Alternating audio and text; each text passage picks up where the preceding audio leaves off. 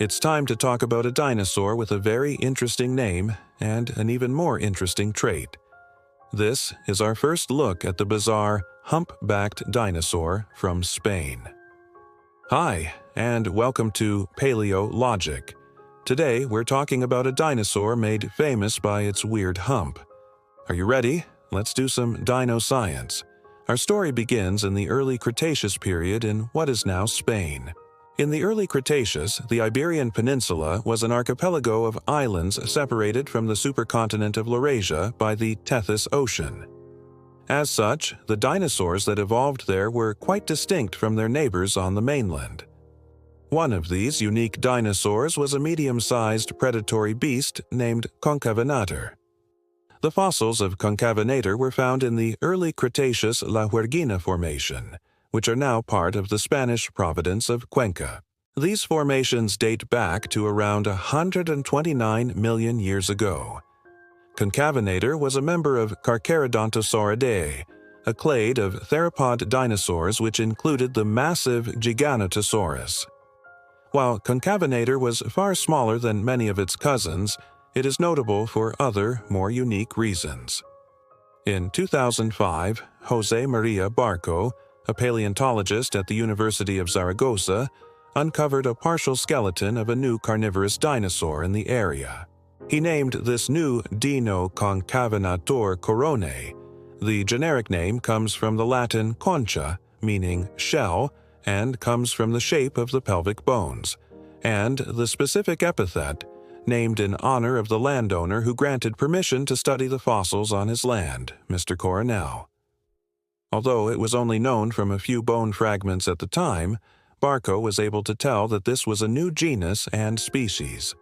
Its teeth were serrated like a shark's, perfect for shearing through flesh. Its forelimbs were robust with sharp claws, perfect for catching and holding on to prey, and its hind limbs were long and slender, perfect for running after prey. With these traits, it was clear that Concavenator was a carnivore, likely a fast, agile hunter. Barco estimated Concavenator to be about 3 meters long and around 60 kilograms in weight. This would have placed it somewhere between a velociraptor and a Tyrannosaurus rex in terms of size, so not tiny, but not gigantic either. In 2010, another fossil was found. This one contained the skull and most of the skeleton. This individual was a bit larger than the previous one, measuring about 4 meters long and weighing an estimated 70 kilograms. This specimen was so complete that scientists were able to learn a lot from it, including its strange hump. This hump is located on the midline of the dinosaur's back between its shoulder blades. It consists of 2 fused vertebrae with a massive spongy tissue in between them. But what was this structure used for? Scientists have no idea. They speculate that it may have been used for display, possibly during mating rituals or to attract a partner. Maybe it was used for defense, making the dinosaur appear larger and more threatening to potential predators. Perhaps it helped support the weight of the hump-like feathers. We just don't know. What makes this feature especially unique is that it doesn't appear to have been present in any other C. megalodon saurosians. As far as we know, this group of dinosaurs includes Spinosaurus, Carcharodontosaurus, and Giganotosaurus. These dinosaurs are known for being gigantic with extremely long snouts and tiny arms. Not exactly humpback. The closest relative of Concavenator is thought to be a previously unknown species named F. tormai. However, we still don't know much about this dinosaur because its only known specimen is a single tooth. That tooth was discovered in the same formation where the type specimen of Concavenator was found. So it's clear that these two dinosaurs were related in some way. But without a complete skeleton, we can't say for sure how they're related. It's possible that the humped-back trait evolved multiple times in this group, but it's also possible that they're more closely related than we think. Maybe further discoveries will reveal that they're actually the same animal. What is clear is that these two dinosaurs were significantly different from their relatives. Their arms were covered in bumps, which may have supported large feathers. And the more closely related a dinosaur was to Spinopelta markmicheli, the more pronounced these bumps were, So it appears that feather coverage increased as you moved down the family tree. Another interesting feature of Concavenator is that it lived alongside a relative of Ankylosaurus. This relative, named Ouranosaurus, had a row of large spines running down its back. The front edges of these spines were serrated to cut through flesh. The wounds inflicted by these spines looked similar to those left by modern-day hatchetfish. If Concavenator was unfortunate enough to be caught by one of these dinosaurs, its wounds could easily become infected, leading to a painful death. In 2021, the same research team that originally described Concavenator returned to the area to search for more fossils.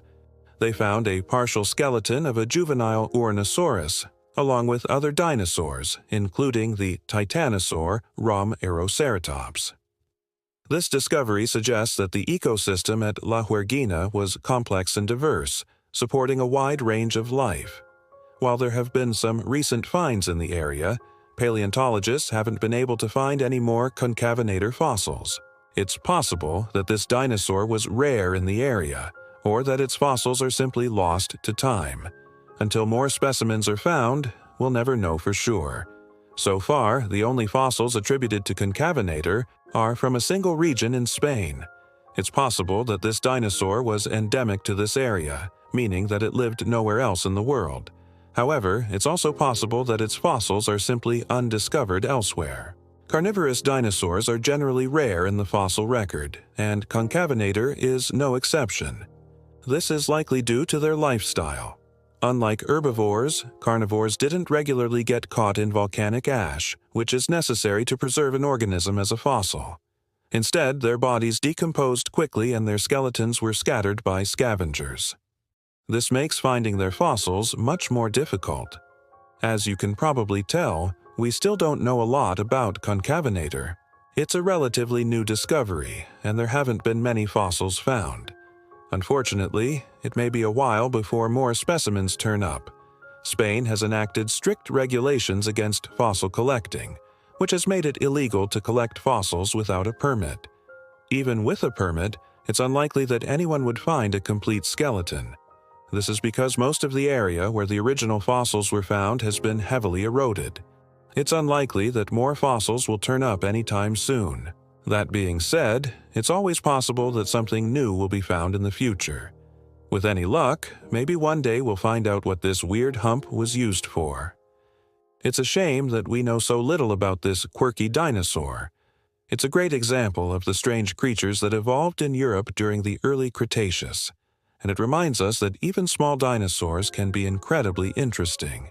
Thank you all for watching this episode. I hope you learned something new about the goofy-looking Concavenator. If you did, please subscribe. We're always looking for new members. And with that, I'll see you next time on Paleologic.